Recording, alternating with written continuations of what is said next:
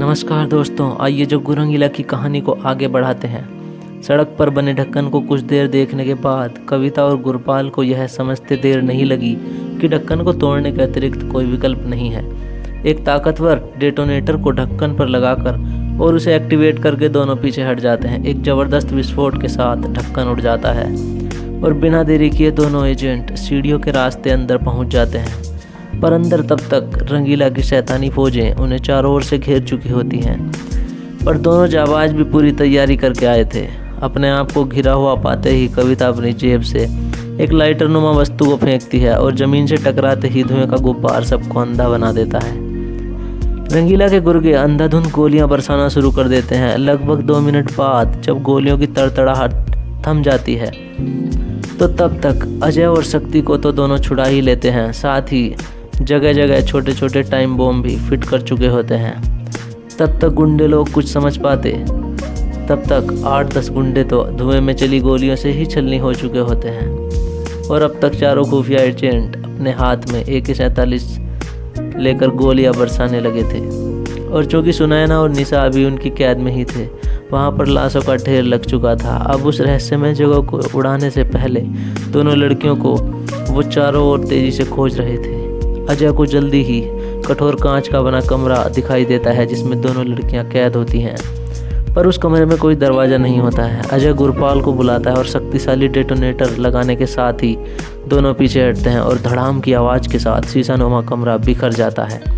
दोनों लड़कियों को छुड़ा लिया जाता है, पर सुनैना ठीक से चल नहीं पाती है और तुरंत ही अजय उसे अपनी गोद में उठा लेता है। सभी लोग बाहर निकलने के लिए भाग ही रहे होते हैं, तभी स्क्रीन पर रंगीला की दहशत भरी आवाज़ उनके कानों के पर्दों से टकराती है। अजय, भले ही तुम आज जीत गए हो, पर मैं तुम्हें ज़रूर मिलूँगा, क्योंकि जन्म जन्मांतर से ही हम एक दूसरे के खून के प्यासे रहे हैं। अलविदा मेरे दोस्त।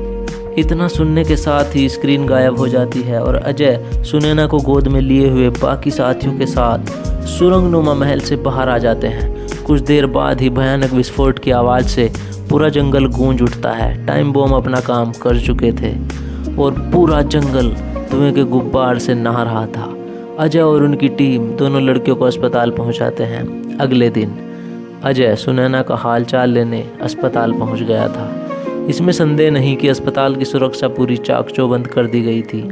निशा और सुनैना दोनों ही बहुत कमजोरी की अवस्था में थी, क्योंकि खाने के नाम पर उन्हें कुछ ब्रेड के टुकड़े ही दिए जाते थे। सुनैना और अजय एक दूसरे को देखकर मुस्कुराते हैं, पर सुनैना कमजोरी के कारण कुछ बोल नहीं पाती है। अजय सुनैना को देव के बारे में बताता है। सुनैना रोने को होती है, पर अजय उसका हाथ अपने हाथ में लेता है और उसे सांत्वना देता है।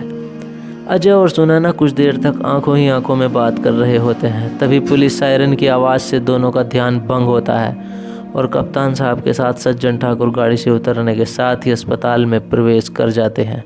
सज्जन ठाकुर सुनैना से मिलकर भावुक हो जाते हैं और अपनी बेटी का माथा चूम लेते हैं। 4 दिन बाद निशा भी ठीक होकर अपने घर चली जाती है और उधर सुनैना के हृदय में अजय के लिए प्रेम का अंकुर फूट चुका था। वो अपने घर की खिड़की से बाहर झांकते हुए कुछ प्रेम भरे ख्यालों में डूबी हुई थी।